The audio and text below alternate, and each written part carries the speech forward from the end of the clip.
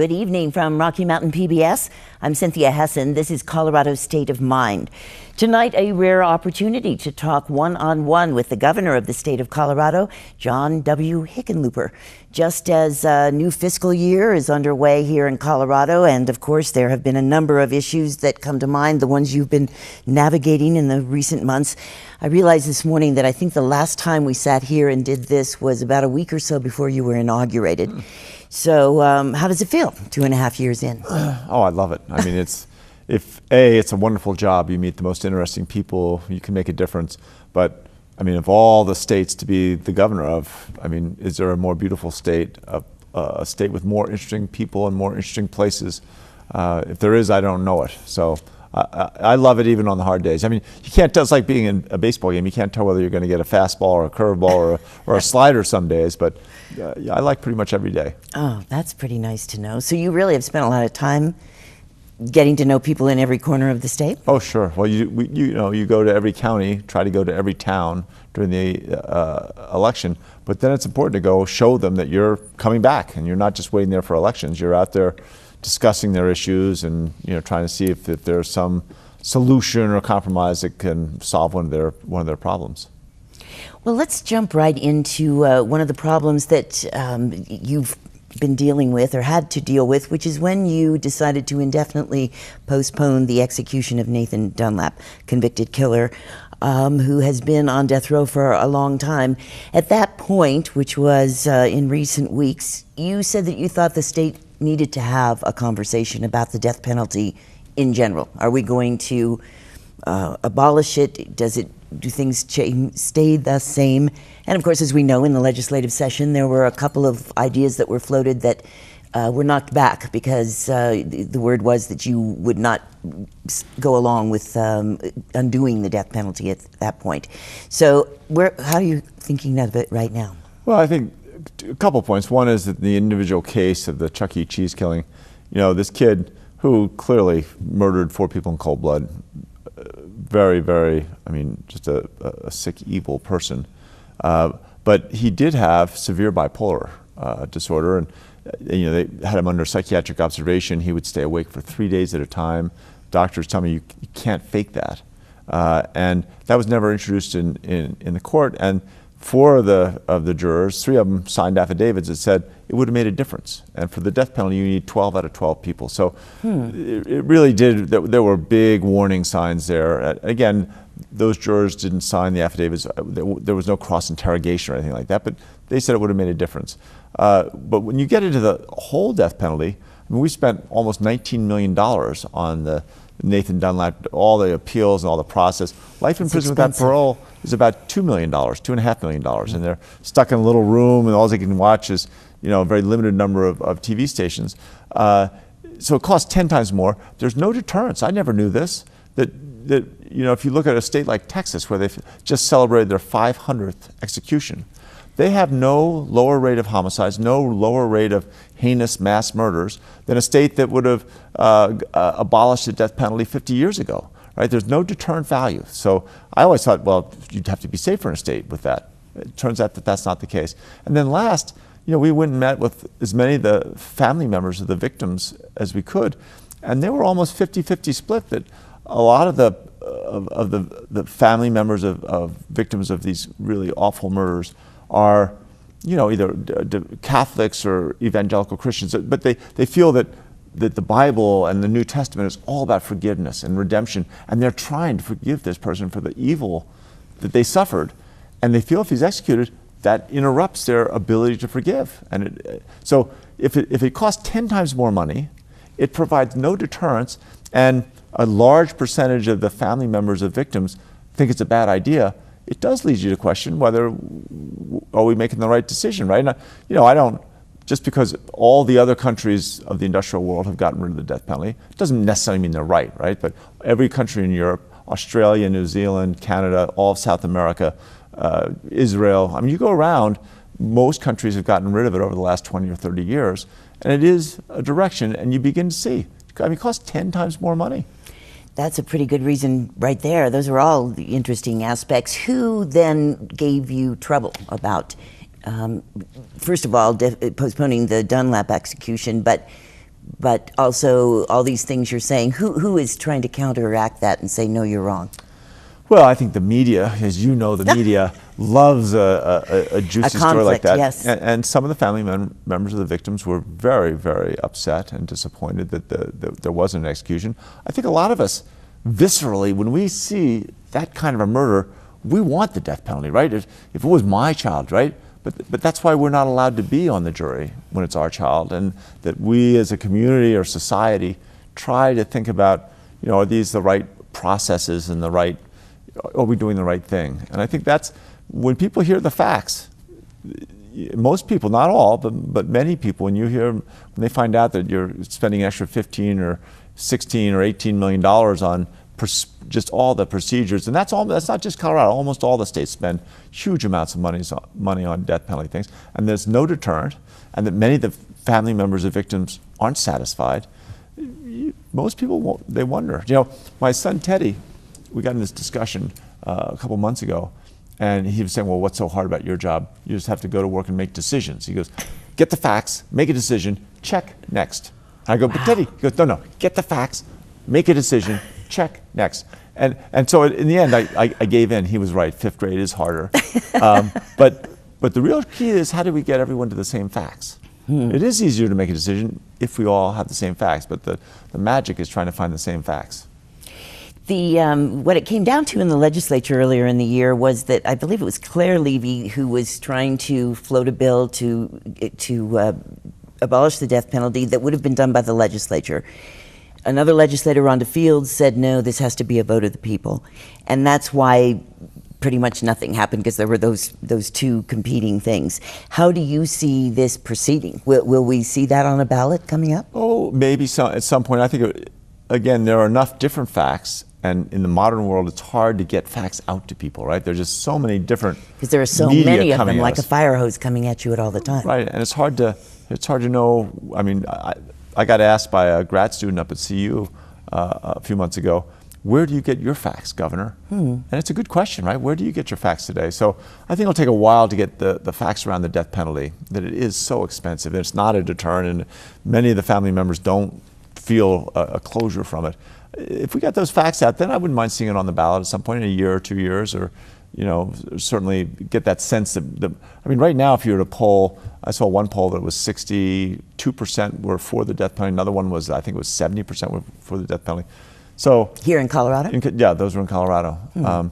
Again, it's all how you ask the question. If you say, would you favor a death penalty, or if there was life in prison without parole, without the possibility of parole, would you prefer that if it saves you so much money? And then all of a sudden the polls change. So it's like anything. What are the facts, and how do you ask the question? Well, obviously an ongoing conversation on that. Let's switch now to some other legislation that was passed in the legislature, which was to put some more parameters around gun ownership, and a universal background check, and a limit on the size of magazines and so forth. The people who are against those laws have not sat back. Once that was passed and you signed those laws into law, you had the Sheriff's Association trying to overturn the law. You have 2 recalls going on now in southern Colorado against people who were supportive and so forth. How do you view that? Do you think this has divided the state in a pretty severe way? Well, it certainly did divide the state and continues to divide the state. But I think, again, many people, when they hear the facts, when we couldn't find a Republican legislator to support universal background checks, right? We were getting to about half the gun purchases, but we wanted to expand it to all the gun purchases. And I kept hearing, crooks aren't stupid. They're not going to go for a background check. So why are the rest of us having to spend $10 and go through this wait and this bureaucracy? So I asked our public safety, what happened in 2012? Did we find anybody from the background checks? So the facts, I memorized them from 2012. Just in Colorado, just in that 1 year, 38 people tried to buy a gun who were convicted or accused of homicide, 133 people convicted or accused of sexual assault, 620 of burglary, 1,300 of felony assault. That's when people go to the hospital. There were 420 people who had a restraining order, though, a judicial restraining order. They couldn't go see their girlfriend or their wife or their partner, right? They tried to buy a gun, and we stopped them. And just in case you don't think that crooks are really that stupid, 236 individuals, when they came to pick up their brand new gun, we arrested them for an outstanding warrant for a violent crime. So it's hard for me when people hear those facts, and that over 3,000 violent criminals tried to buy guns and we stopped them, and all it costs the rest of us is $10 when we buy a gun. We're not taking guns away, we're not limiting anyone's rights. We're trying to make sure that guns don't get in the hands of dangerous people. And I'm sure some of those people got a gun some other way, but about a lot of them didn't. And I know the 236 didn't because we arrested them. Okay, wow, those are good facts you're hitting us with here. But there does seem to be on the other side, I guess it's the slippery slope argument that comes from the Second Amendment supporters, which is to say, if you put any kind of restraints around gun ownership, you are violating the Second Amendment. Well, but this country's, I asked when I got picketed in Grand Junction, and some of the greatest people, I went, I'm the one, I gave my speech, and then I went and met with the people that were picketing me because I wanted to hear what the issues were, and they said that same thing. It's a slippery slope. It's taking away our Second Amendment. We have to keep pure. I said, so what do you think about sawed-off shotguns? Should we limit them? No way, we should not limit them, right? Well, I said, well, you're a little late, because in 1934, when sawed-off shotguns were being used in bank robberies all across the country in the Depression, our country came together and said, even though the sawed-off shotgun, which by sawing off the barrel, it has a wider spray, you put buckshot in there, it's one of the best ways to defend your bedroom there is, but it was being used in bank robberies all the time, and so our country said, all right, from now on, no more sawed-off shotguns. And now if you want a sawed-off shotgun, you've got to go to the BATF. It costs you a couple $1,000. You got to get special permits. You go through this incredible background. You just can't go into a gun store and buy a sawed-off shotgun. So we've always had this balance. And the large capacity magazines, I knew it was going to be divisive, and I was kind of half one way, half the other. But the reason I went ahead and signed it was the police officers from the urban police forces. 31 to 41% of the police officers killed in the line of duty, this is a national statistic, were killed with magazines of more than 15 rounds. And that's a very sobering for most of us, whether we have a magazine of more than 15 rounds or not. It's just a question of convenience on the shooting range, right? That's right. For law officers facing life or death, this is something that mattered to them. And again, everything's grandfathered in. We're going to have large capacity magazines for years and years. If it was up to me, I probably wouldn't have gone along with it was so divisive. I probably wouldn't have recommended it. But again, the folks out there and a lot of the people that we talked to around the community felt, God, this is a place where a compromise. We're not trying to outlaw anyone's guns or assault weapons. We're just saying there should be some common sense limitation to help protect police officers. Then why are the sheriffs so much on the other side? Well, because sheriffs are almost all, not all, but most of them in rural communities. And this is not such an issue in rural communities. The large capacity magazines are in urban areas. A lot of it's gang violence. These kids they've got a assault weapon with 30 rounds in it, and they just go down the block shooting off until they run out of bullets. And who knows, if you're unlucky enough to get hit by bullet number 17 or bullet number 24, that's it. Well, you talk about people protesting you in Grand Junction. Part of that protesting was about fracking, and you were meeting up there with energy people. Sure. This one, I would say, is even more divisive, or I don't know how you measure that exactly, but there are certainly a lot of local governments and people in those local governments who feel as though they need some control over their area and whether fracking is going to come near them. And the jury is still out, isn't it, about whether it's totally safe? Well, it's certainly an industrial practice. We can't find examples of the actual fracking where the frack fluid has gotten into groundwater, which is what most people's greatest fear is. Certainly there have been a number of cases, just like there is with diesel fuel or anything, where companies have spilled it and it's gotten into the soil or it's gotten into a stream. And we're trying to increase the fines on that to make sure that they do a better job. But I think the bigger issue is a lot of people are just concerned about it coming so close to their communities. And our problem here, like most states in the West, we have something called the split estate. And the split estate means that the person who owns the surface, the land, doesn't own the mineral rights underneath. And it's a stupid system. It was started in the 1920s, I think, or early 1900s. But in our Constitution, it says, well, if someone owns the mineral rights, the oil and gas or whatever mineral is underneath your land, they have a right to get access through the surface. And that's protected in our state constitution. So we'd have to do some sort of a constitutional amendment, which would involve, I mean, a lot of the people that own these mineral rights are retired, people, older folks in rural communities or in other parts of the state, that this is something they've owned for a long time, and it's what they're looking forward to, helping them get through a happy retirement. All of a sudden we're going to say, oh, that you can't drill there anymore, therefore that asset that you had no longer has value. We're taking that away from you. That causes a whole different level of concern, and that's part of the divisiveness. So our feeling has, as long as it's in the state constitution, people in the Constitution are guaranteed a right to get access to their minerals.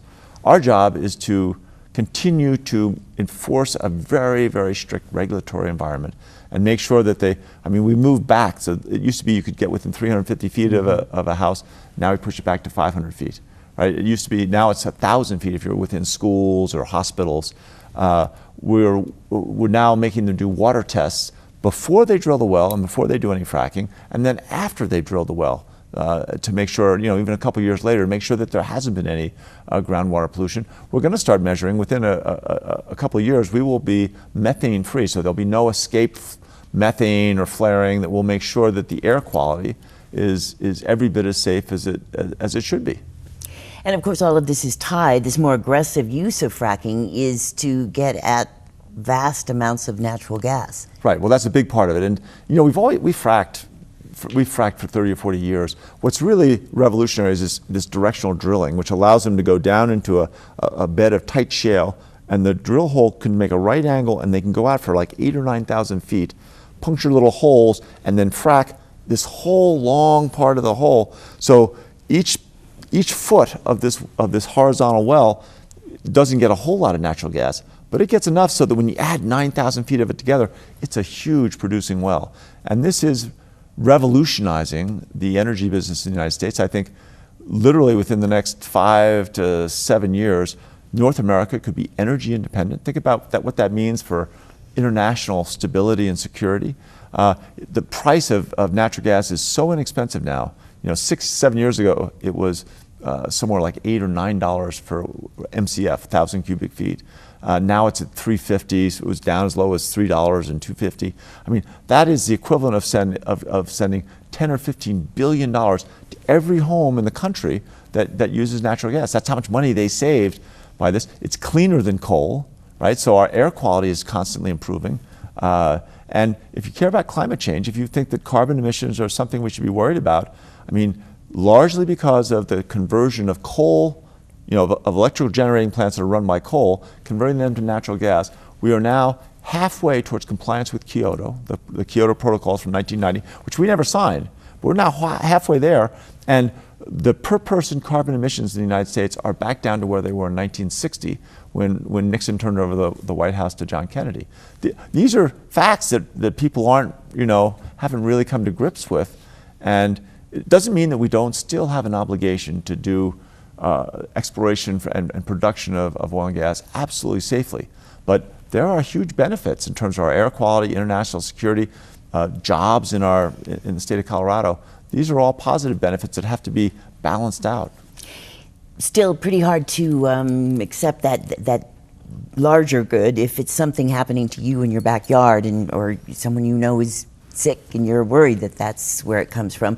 When you went to talk to the protesters in Grand Junction, did you talk to the ones who were protesting about fracking? Well, I didn't. They weren't there at that speech, but I have gone. That's right. They were in Aspen. There was a meeting. There was some in Aspen. I went to Longmont, and I have tried to. I gave remarks at the Aspen Institute, and there were a number of people that came up to me afterwards and had serious concerns. And I said just exactly what I said to you. We've got the split estate.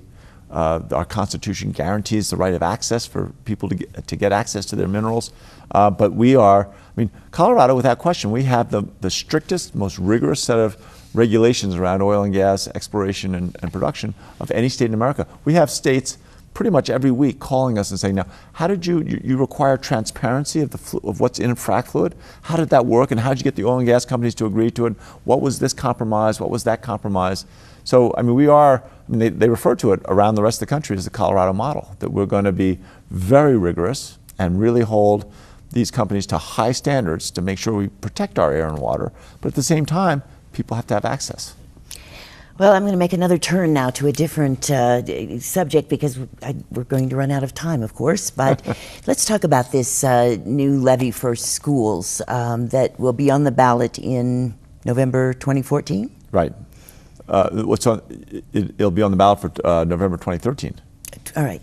Gosh, that's okay. There's so many dates and numbers. I understood there would be no math. You can't. Yeah, exactly. That's right. So we are just months away from. Yeah. So we're working towards this, and the premise is, I mean, there's been a negotiation going on for 2 years of what is, Secretary Arne Duncan was in town last week, and he said essentially that this initiative is the single most comprehensive school reform initiative in the history of the United States.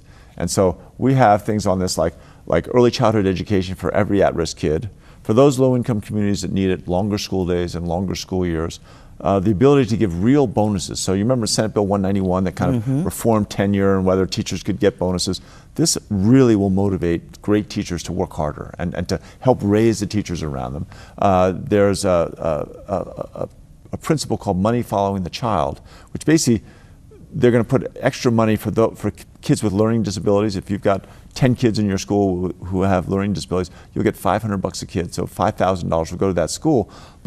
And you'll also get for English language learners and also for extreme low poverty. But if those kids, right now, you do a census 3 weeks into the school year, and that's how many kids are in your school, that determines how much money you get from the state. Right. Well, now they're going to do a census every day. And if the kid drops out after 5 weeks, you lose the per student money, which is right now about $67.50. And if the kid drops out, after 5 weeks, not only do you use that base, but you lose the extra $500 if they have a learning disability, and the additional $500 if they're from extreme poverty. So there will be a real incentive for those difficult to teach kids, for the schools not to let them drop out, because they're actually going to lose money. That's never been done before. And that's a huge issue. Now, this is tied to an income tax increase, right? So the income tax increase is, would take for everyone, it would go up a little bit for everyone. So everyone's got some skin in the game. It goes from 5.63 up to 5.95 for everyone. But then for people, or 4.63 up to 4.95, for everyone, or for people that earn more than 75,000, it would go up all the way from 4.63 to 5.9, so almost 1.3%. And that is, I get that that's a significant tax increase, but we did look at other states where they have, that we compete with getting businesses. So Oregon, we compete a lot with Portland, Oregon, with Minneapolis and Minnesota, with North Carolina as a big, and they all have higher income tax levels at the high part of their salary. Now, some states like Texas have no income tax, but we don't. I mean, since they're so much below us anyway, it doesn't really matter. I guess the bottom line, what I look at is, if we pass this, I think we have a legitimate chance to be the #1 public school system in the country, right? The #1 state for public education. If we do that, think about how that is an attraction. We're already the thinnest state, and we're going to work real hard in the next 3 years to be the healthiest state, right? And we're working very hard to make state government a little smaller, more effective and efficient. We want to be the best run state. So if we can go out to small businesses and entrepreneurs in other parts of the country and say, Colorado has the best run state government, we're the healthiest state in America without question, and we have the best public education system, that's a huge magnet for that creative class of people that really are going to generate the jobs of the next couple of generations. In the few minutes that we have left, let's talk about November 2014. Actually, that is when you will run for re-election, I assume. I will. You've got a lot of competition lining up at the moment. More and more, it seems like. And that makes you just relish the thought of the whole thing? Oh yeah, no, I mean, you are interviewing one of the most competitive people you've ever met. And the more the merrier, right? I love to, I hate some of the slander and people just trying to put you down and the attacks. But I love discussing the issues and trying to figure out how do we each get a set of facts that we can agree to. And then once we get the facts, well, let's let the folks, the citizens decide what they think is the right direction for the state. And I think that'll be great. The more, the merrier. Also, Tina Brown wrote in the Daily Beast recently that she thinks you should be Hillary Clinton's vice presidential candidate. Did she check that with you, or no? She did not check that with me, and I think she's a better writer and a moderator of panels than she is a political predictor. She's a wonderful woman, and she came out and did the most amazing job for the Biennial of the Americas, where she was out there. And she moderated a panel that had Eric Schmidt from Google and John Malone from Liberty, and then Arturo Sarachan, the former ambassador from Mexico to the United States. 3 brilliant people. Yes. And it was the best moderated panel I've ever seen. I mean, Tina Brown is, I would do anything for her. And she wants me to come be on a panel sometime in DC. So I think she wrote those nice things about me really just to try and get me on her panel. But did other people call you up and say, hey, this sounds good to us? The only people who called me up, the people that knew me, called me up to tease me. And I mean, one day everyone's saying, well, my gosh, you got all these people running against you. I hope you can survive and get reelected. The next day people were saying, well, you should be thinking about Vice President of the United States. Trust me, I'm not going anywhere. I'm in Colorado. I'm going to run for re-election as governor, and I'm looking forward to doing 4 full years in a second term. All right, then. Thank you so much. I bet we'll talk again when the election gets closer. Well, I'm sure we will. It's always a pleasure. Always a pleasure to talk with you. Governor John Hickenlooper of Colorado. And that is Colorado State of Mind for this weekend. You may see this program again or any of our programs at video.rmpbs.org. And next week in this space, Colorado Quarterly with Doug Price. Please join us for that, and thanks for tuning in this evening. I'm Cynthia Hessin. Good night. Legalizing marijuana. When you talk about, making the state go in a good direction in a lot of ways, how does recreational marijuana fit into that picture? Well, obviously, I didn't think legalizing it at this point in history was a good idea. The war on drugs has been a disaster, and we needed to do something else. But I'm not crazy about Colorado being the guinea pig for this. So we're writing regulations that no other state's ever written.